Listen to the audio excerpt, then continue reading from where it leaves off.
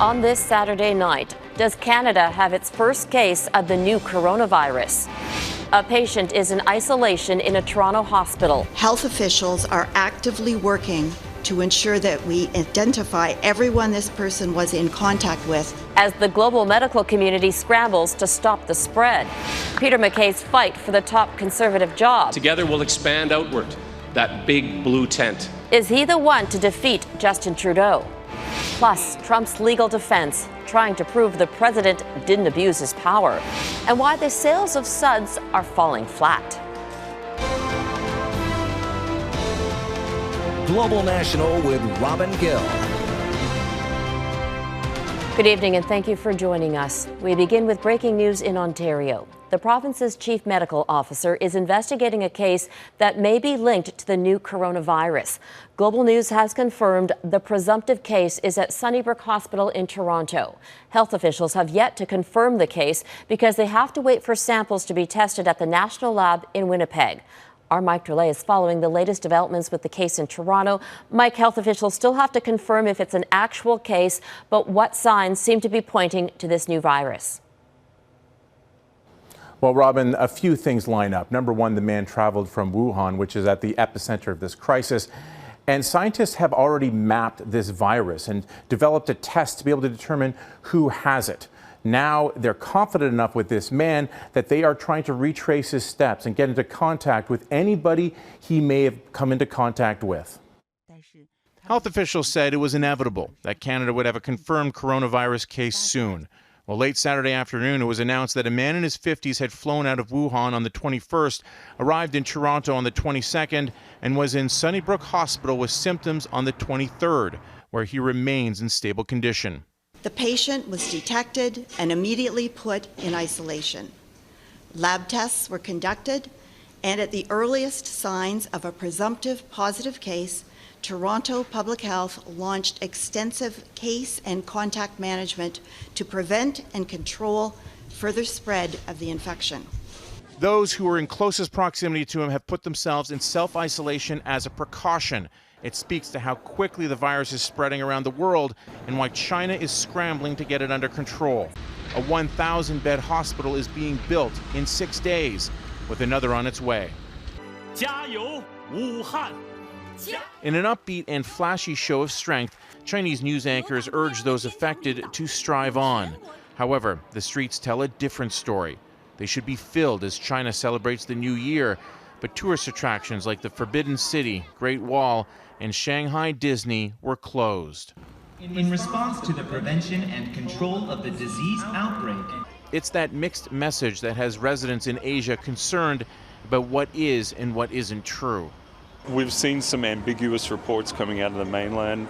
What is certain is that China has taken some unheard of steps to control the disease, with a lockdown affecting 48 million people and a travel ban covering 15 cities in Hubei province. We've never seen a travel ban like this before, so it's not clear how effective or ineffective this will be. So far, the World Health Organization has decided against declaring the outbreak a global emergency. Yet it's clear the virus is spreading, with cases in several Asian countries, as well as Australia, the US, and France, where masks are now in short supply. And while Canada can be added to that list, officials say the world is better prepared this time. Already, scientists believe they've traced the origins of the virus to a seafood market in Wuhan, which also sells live animals. And while the incubation period makes it difficult to screen potential carriers at airports, an accurate test has already been developed to determine if a sick patient has been exposed. We have the full genetic makeup of the virus that's causing the disease.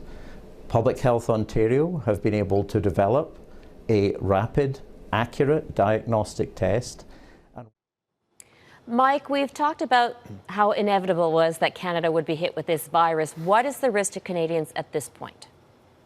Well, officials maintain that the risk is low, even though that this virus is more contagious yet less deadly than SARS. The man in question wasn't in Toronto long enough, very long at all, before he started showing symptoms.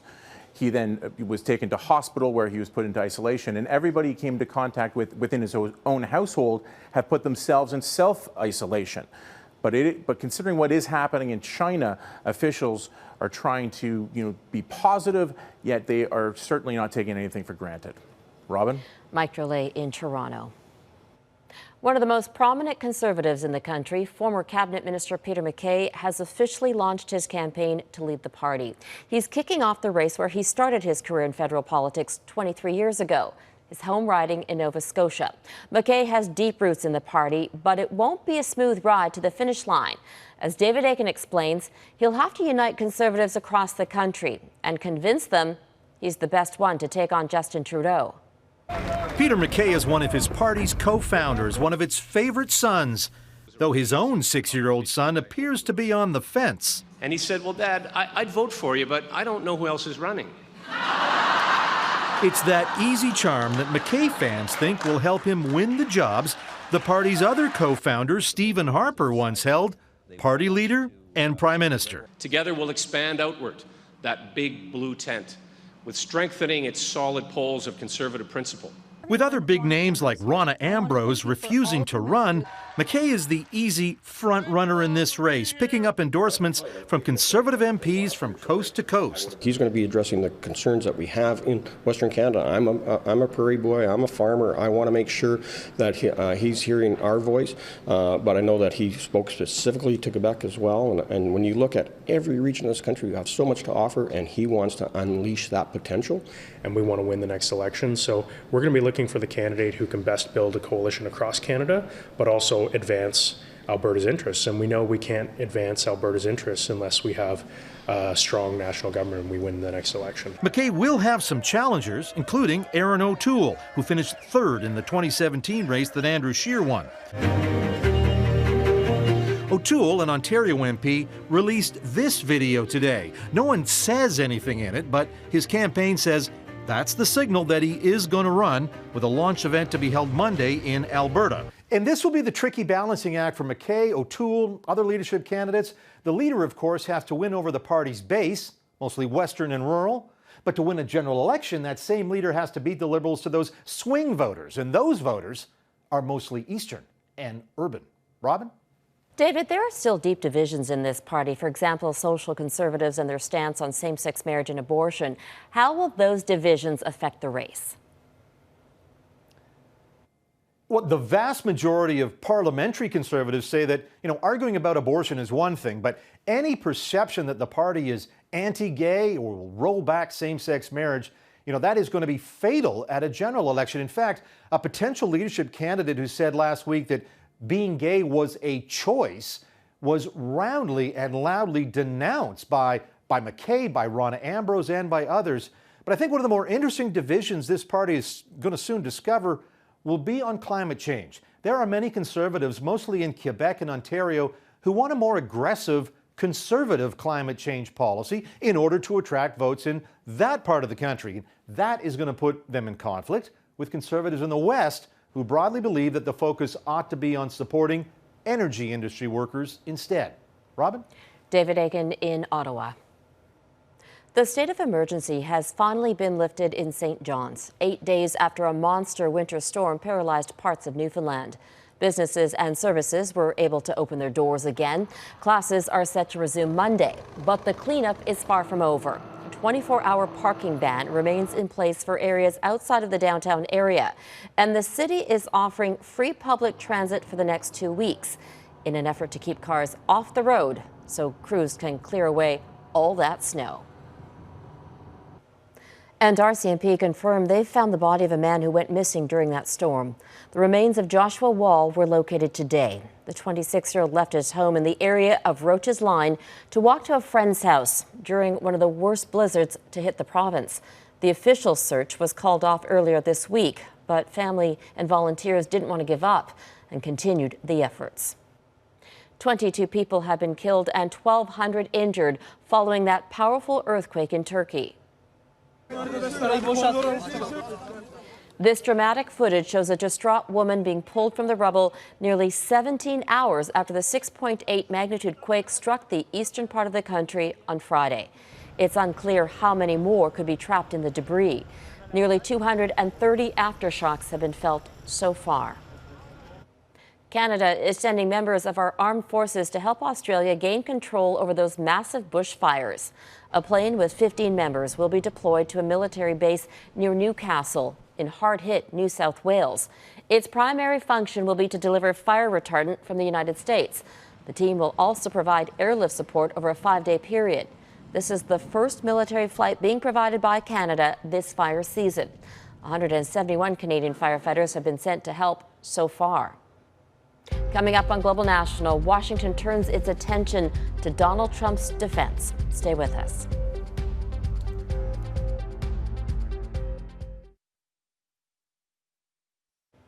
After 3 days of arguments from Democrats, Donald Trump's lawyers have plunged into their defense of the U.S. president.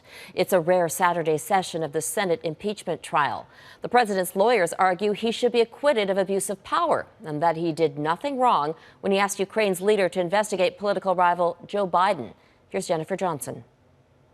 Presentation of the case for the president. For the first time, the stage belonged to President Trump's lawyers, their chance to formally defend the commander-in-chief. 4 White House lawyers arguing the president should be acquitted. When you hear the facts, you will find that the president did absolutely nothing wrong. House managers have already argued the president abused his power by pressuring Ukraine's president, Volodymyr Zelensky, to investigate Joe Biden while withholding military aid, and then obstructed Congress's investigation. But the president's defenders say Zelensky denies there was any quid pro quo. President Zelensky said he felt no pressure. The House managers tell you they know better. The White House legal team poked holes at the Democrats' case, saying they ignored information from a key person on that Trump-Zelensky phone call, Lieutenant General Keith Kellogg. I heard nothing wrong or improper on the call. I had and have no concerns. The president's defenders say this case is an attempt to get him out of the White House. They're asking you to remove President Trump from the ballot in an election that's occurring in approximately 9 months. Democrats deny that and say this was a weak start to the president's defense. There are gaping holes in their testimony. The Senate next week will take a pivotal vote on Democratic demands for testimony from top Trump aides. But Majority Leader Mitch McConnell is still not saying if there will be any witnesses. At the end of the day, I think the goal of Senator McConnell is to make sure that no witnesses are called, no evidence is brought before us. President Trump was not happy his team began its case on a Saturday morning, calling it Death Valley in TV. But his lawyers say their 2-hour presentation was just a sneak preview, and they'll continue their defense Monday. Robin? Jennifer Johnson in Washington. Thanks, Jen. Tonight, new audio from 2018 suggests the president wanted to fire Marie Yovanovitch. At the time, she was the U.S. ambassador to Ukraine. The recording is reportedly from a dinner party in Washington, a year before Yovanovitch was fired. On it, you can hear Trump speaking to Lev Parnas, a former associate of Trump's personal lawyer, Rudy Giuliani. You take a look. The biggest problem there, I think, where we need to start is we got to get rid of the ambassador. She's still left over from the Clinton administration. Where the ambassador were Ukraine? Yeah, and she's basically walking around telling everybody, wait, he's going to get impeached. Get rid of her. Hooray. Okay, get her out tomorrow. I don't care. Get her out tomorrow. Take her out, okay? Excellent. Do it. The recording contradicts the president's statements that he did not know Lev Parnas, a key figure in the impeachment case against Trump. Can face masks stop the coronavirus from spreading? Still ahead, and experts' advice on infection protection. You're watching Global National. As we mentioned, the new coronavirus is spreading quickly. Global News has confirmed a presumptive case at Sunnybrook Hospital in Toronto. Scientists and specialists are working to understand its symptoms and severity. Our Donna Friesen spoke to Dr. Michael Gardam, a specialist in infectious disease, about what we know so far about the coronavirus. Here's part 2 of that conversation. Based on your knowledge of how these things can spread, do you think that we're in the middle of this or just on the cusp and it could spread much more widely?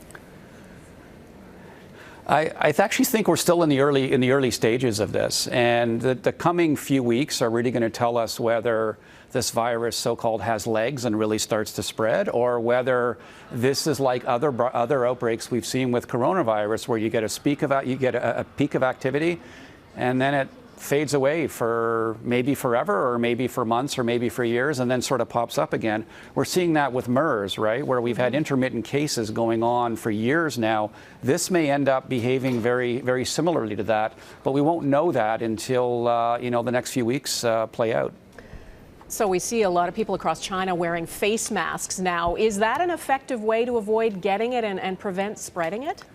You know, the face mask thing, face masks likely do something, but the trick is you have to be very consistent wearing them. You can't be mucking about with them. You have to wash your hands regularly as well. So it isn't the ultimate sort of strategy. It's not going to protect people as much as you might like it to protect. Face masks can also be very helpful if somebody is sick and they're wearing it.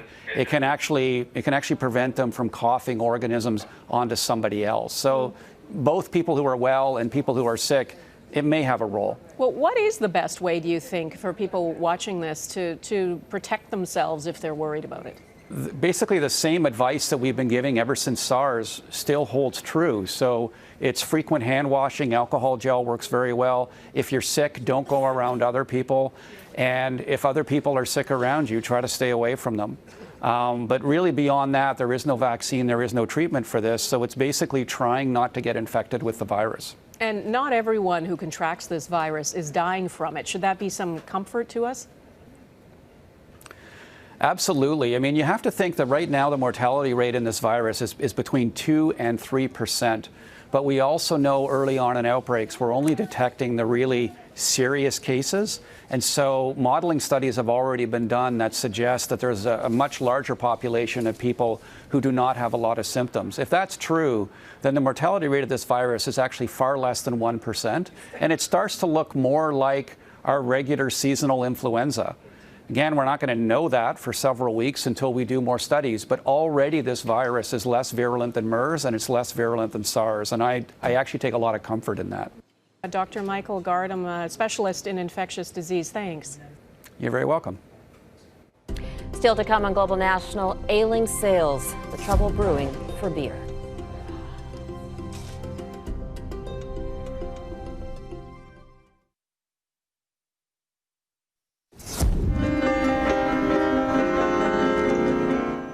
Here's an unusual sight for classical music fans in Munich.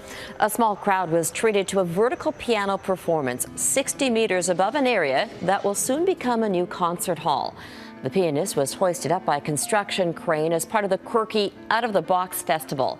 The Swiss artist has been performing this musical balancing act since 2013. Are you still working through a dry January, or have you already broken that resolution? It might explain why alcohol sales across Canada and the U.S. are holding steady. But as different libations heat up the market, fewer consumers are reaching for a cold one. Reggie Giacchini explains why the bar needs to be raised when it comes to beer. Every decade has its signature cocktail, but old, reliable beer has always stood cold and proud as the drink of choice. We're always going to be competing with one another.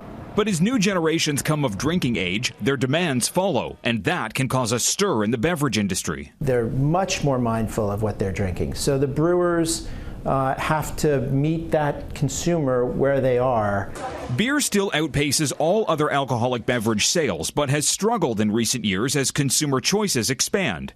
In Canada, less expensive or value beer sales are down 9% over the last decade, while in the U.S., consumer spending on domestic beer was down more than 4% in 2019, falling flat to premium and imported suds. People trading up where they'll be willing to maybe drink a little bit less, but spend a little bit more to kind of get the experience that they want. Trendy spiked seltzers with far fewer calories are also in a race for the consumer. We can still get our 5% ABV, but all of a sudden we can do it with, 1 carb and 100 calories. This offers a really great opportunity to fit within this mindset that we can have our cake and eat it too. But it isn't just bubbles that brewers are in a battle with. I like to say that we're in a golden age of whiskey. Top shelf liquor sales are soaring, with more than $20 billion in sales across Canada and the U.S. Today's consumer really doesn't like to buy things. What they like to do is buy experiences. A cocktail is as much ceremony as it is having a drink. Domestic beers once dominated the scene, but spirits and seltzers have gained a strong following, watering down beer's share of the market. Now brewers are being forced to navigate a hazy path with marijuana sales added to the mix. I think the jury is still out on the impact of marijuana on beer. Certainly we'll be learning from our cousins in Canada. But that lesson could offer a harsh reality. One study shows that in 2019, 1 year after marijuana was legalized in Canada, beer volumes fell by 3%. But industry experts aren't ready to wave a white flag. There hasn't been any strong indication quite yet that they're going to be, diluting the potential of sales. Beer has been around for more than 5,000 years, which provided plenty of time for competition to catch up, putting breweries on the spot. If you innovate, you can compete, and I think that's where we're going. The sobering reality for an industry looking to keep up with changing tastes. Reggie Cicchini, Global News, Washington. And that is Global National for this Saturday. I'm Robin Gill. Tonight, your Canada is New Westminster, BC. We would love to see your corner of this country, so email your pictures to viewers@globalnational.com. Thank you for watching and have a great night.